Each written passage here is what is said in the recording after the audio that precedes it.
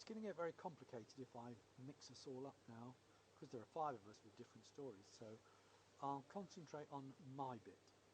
So, 1957, off I go to the Beacon. Lovely little school, grey uniform, shorts, cap, has a Roman flame on the emblem, grey blazers with pea green piping round it, but are very smart. From the age of 7 I would go to school on my own. Threepence was the bus fare, so I would go down to the bus stop at the bottom of Dawlish, walk through the lawn, down the stream, catch the bus in the morning, 3.5 miles to school, get off the bus at the right spot and go into school. Then prep schools did 5.5 days a week, so I used to go Monday to Friday and a half day on Saturday. And we finished at 3:30. Wednesdays we didn't, because Wednesdays was sports. Cricket in the summer, rugby in the winter. 112 of us. The headmaster was Mr. Daunt, skinny, very thin Victorian man who taught us Latin, Greek if you were clever, and classics, politics and classics. Mr. Kitson taught us music. It was a very classical education, so music, Latin, French. Who was the French teacher? Major Gardner taught us French by numbers, ex-military in the Punjab, so everything was done military style. So there would be battle drill for sentences, then there would be a mnemonic. Subject, all mnemonics. Everything was by rote. Maths was taught to us by H, Mr. Hadley, who scared the living daylights out of us. Bachelor, lived in the school premises, just had a room on the top, but he taught us maths, geography, and did he do geography? Yep, geography as well, but maths, and we were just terrified, absolutely terrified, couldn't think of anything when we were in his class. Mrs. Hood taught us simpler maths, and a Mrs. Moore Johnson taught us English. Now, you know something about Mrs. Moore Johnson because that was Duncan's mother. Well, you know Duncan, so Duncan's mother taught me English from the age of 7. Very nice woman, bob haircut, very butch, very nice woman. My art teacher was Mrs. Heaney, which was Duncan's wife's mother. So everybody knew everybody, and it was lovely. We were in a very old Victorian building, and some of the lessons were in the stables, some of them were in the day rooms, and lunch times I was in the nursery. A group of about 6 or 7 of us were in the nursery for lunch with Mrs. Hood. So it was a very Edwardian type childhood. I wasn't very good at school. I was disobedient, I was inattentive, I was a class clown. Dyslexia was unknown then, so I was considered insolent. I was the brightest kid in the class, and up until I was, 9, I was top of the class the entire time. Then written work seemed to take over, essays and things like that, which I refused point blank to do. I would not write an essay. And when they would say, pick homework, and I would just say, no. And they said, well, have you not done it? No. Well, why not? I'm not doing it. This is an 8-year-old, 9-year-old.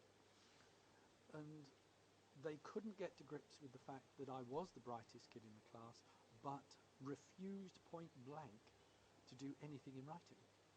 And they just considered me insolent.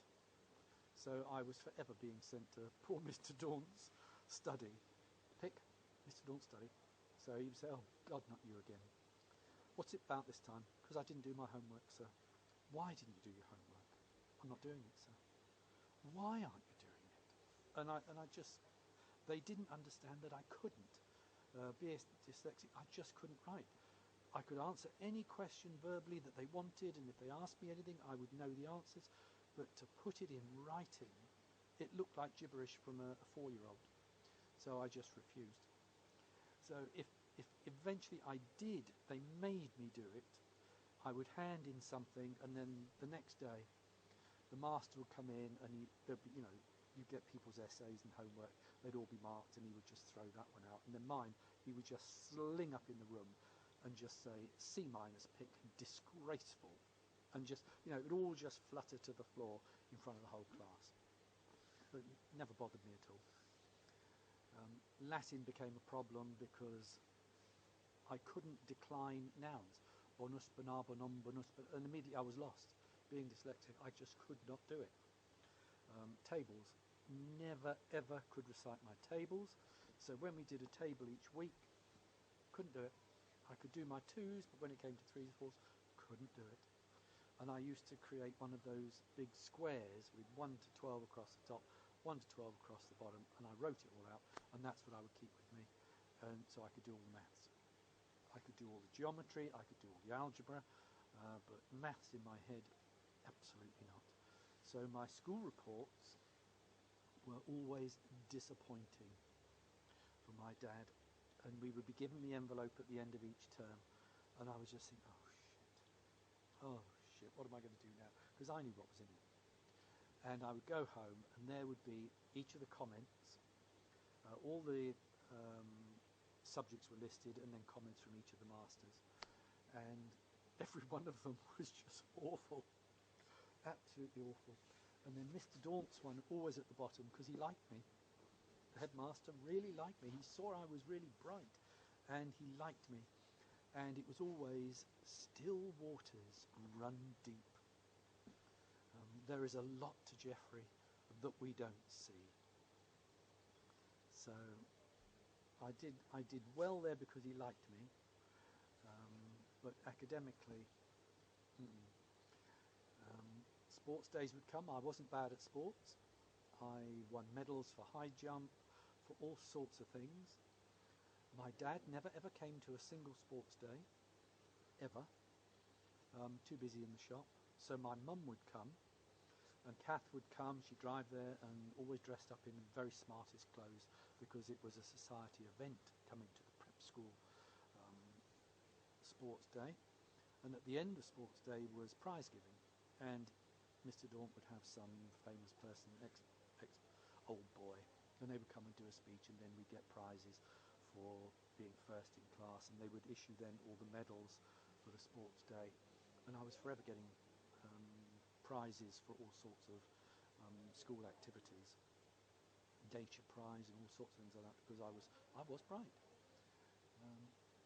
Form prizes, no, because I was usually either bottom or second to bottom of class because of the written work. So eventually I was 13. I attempted the exam to go to the Exeter School, which was a lovely school that my dad hoped I would be able to get into. But again, it was an exam, and it meant essays which were just hopeless for me. So I was then sent to West Buckland in the May of, it would have been 1963, the summer term. I'd been to see the headmaster, and it was an interview. So I was fine. Interview was fine. He asked me questions, my academic side, and of course it was all verbal, so it was absolutely fine. Went there.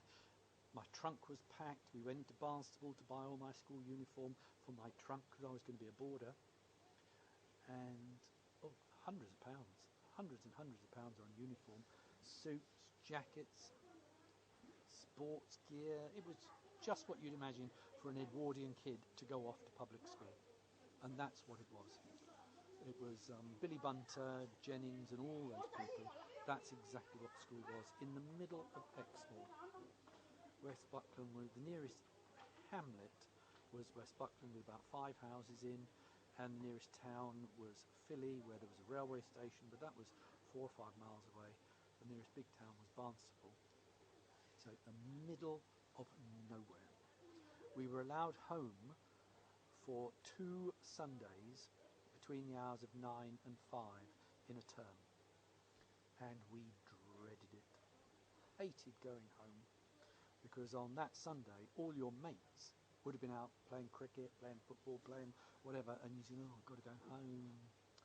It wasn't too bad if your parents took you into Barnstaple and bought you lunch, because food was not very good at the school, and you'd say, oh, can I bring so-and-so with me?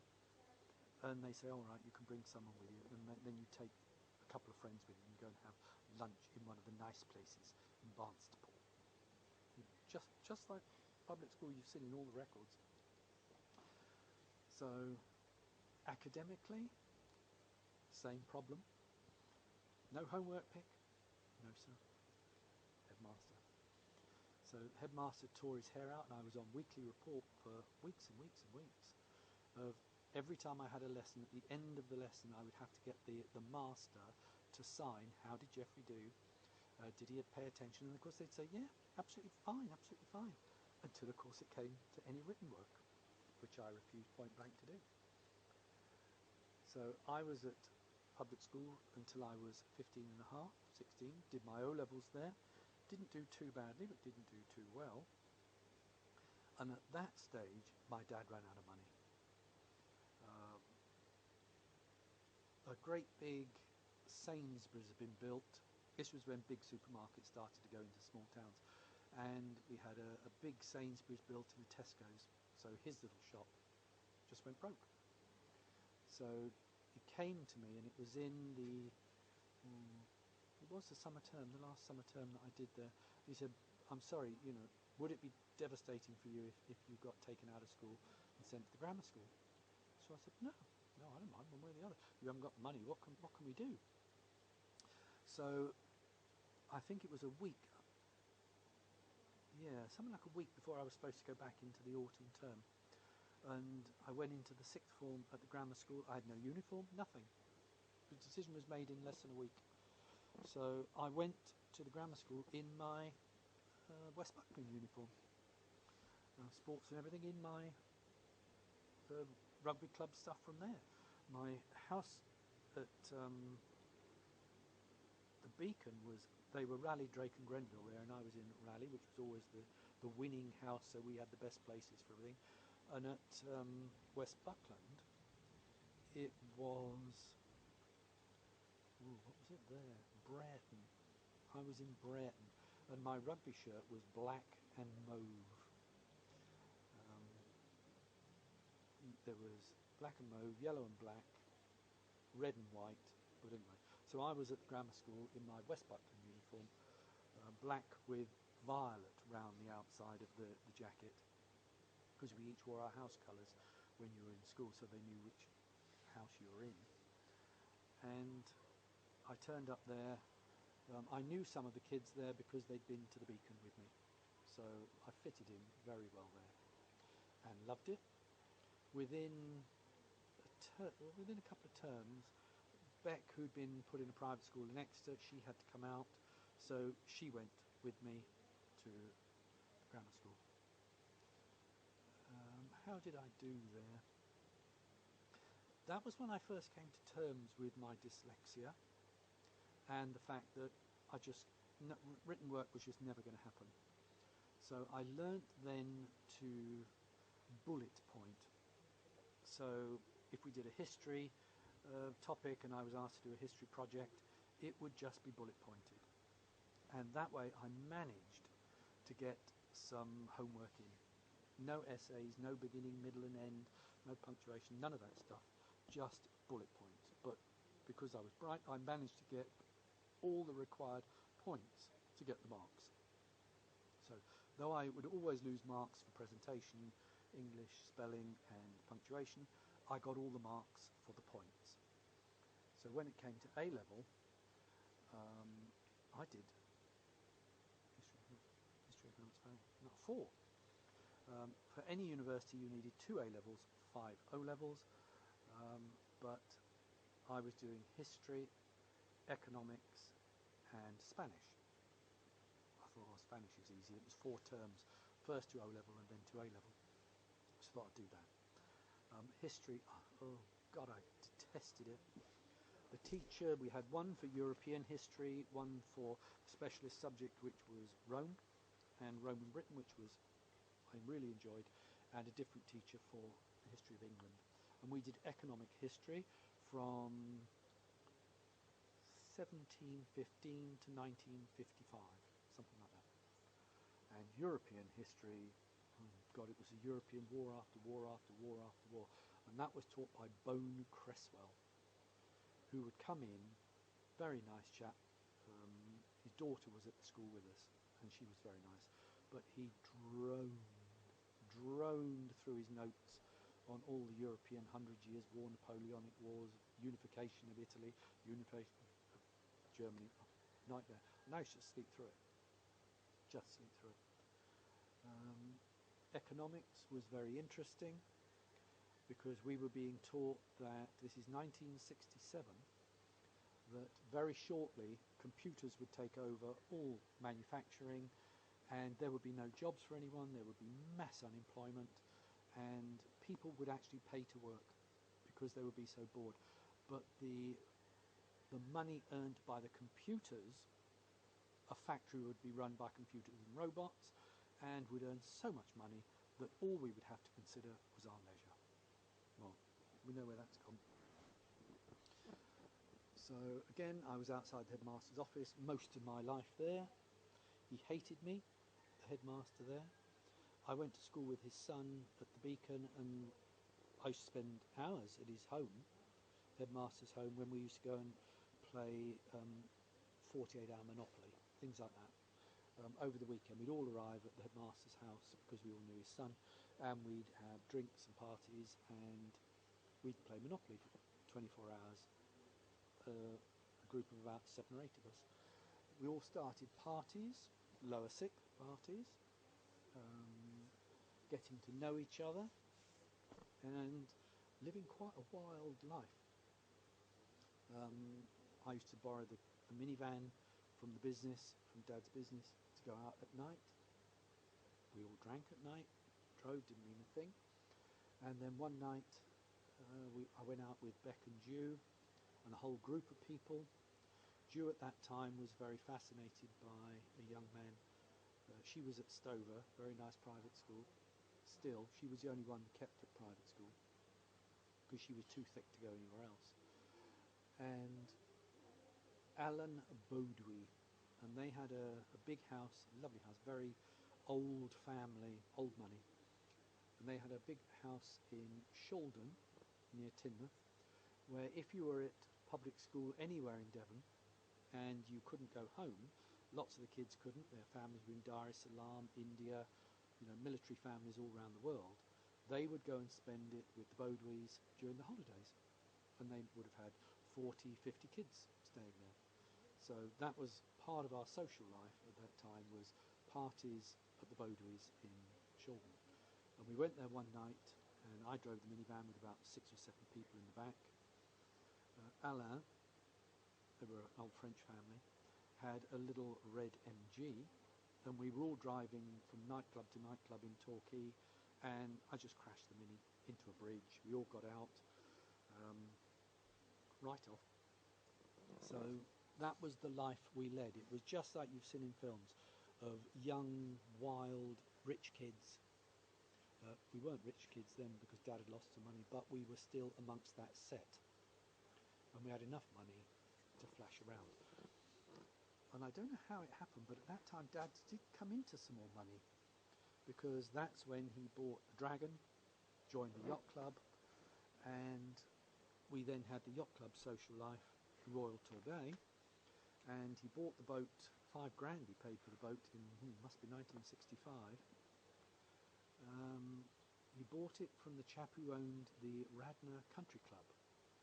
So part of the deal was free membership for the country club. So we would drive out to this country club, Beck, Jew and I, swimming pool there, spend all day there, then in the evening there would be the bar, the restaurant, dancing, that real life that no longer exists. So, grammar school, I did my A-levels, got my A-levels. I was disruptive, as I said. I had I was doing 3 subjects, the history, economics, Spanish, which, oh God, it's pouring the rain again, which covered a diary. I suppose I would be in school Monday, Tuesday and say Wednesday afternoon, but I had no lectures Wednesday morning or Friday. I still had to be there. So I would be in the library causing a disturbance. So the headmaster called me in. I'm sorry, Geoffrey, but we can't have you sitting in the library. So we're going to have to occupy your time. So I said, oh, I don't mind, what do you want me to do? He said, right, what we'll do is we'll put you in for AS level French and AS level chemistry. And I suppose we could also fit you in with art. That'll fit your whole day and a half. So I said, all right, I don't mind. So that's what I did, AS French, which was above A level, AS chemistry and art. And then they entered me for art A level. The art teacher really liked me because my artistic talent was good, and we were given projects to do, and for the first time she framed all my paintings that I did, and they were hung up all around the school. First time ever. So I didn't do any lessons for art A level. I just used to turn up in the art room for the hour and a half or whatever I had to do on a Friday afternoon, and I would just sit there and I would just get on with it. So I did history of art and a painting and a still life, and got my B in A, B in art, not a single lesson. So A level's over. I had decided that my future lay with stained glass. I was good at it. The art teacher said the way you paint is in the same sort of style as a stained glass window would be.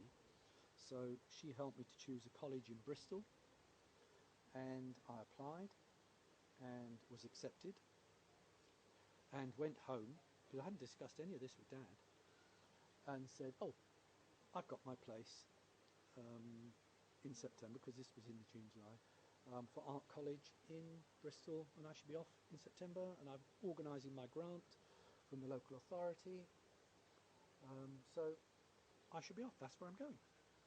So he said, you haven't discussed this with me. So I said, well, I didn't think I had to particularly. So he said, I'm sorry, no, no son of mine's going to art college. Art college is full up with druggies. So I said, oh, no, I've got my place, it's all sorted. Oh, no, you're not going to art college, I'm not having a son of mine. Can you imagine a son of Benjamin Pitt going to art college? What will everybody say round here? They'll say he's gone off just to take drugs and, be a dropout. I said, but I've got a place. And he said, but it's no career. You'll live in a garret, you won't make any money, so no. And I won't support you, and I won't help you, and I won't have anything to do with it. So I had to eventually turn the place down, which meant somehow finding something else to do. So it meant I would then have to be a year late, because it was too late to apply for anything else. So I went back to school just to play around, really. And the next September I went to university to study law in London.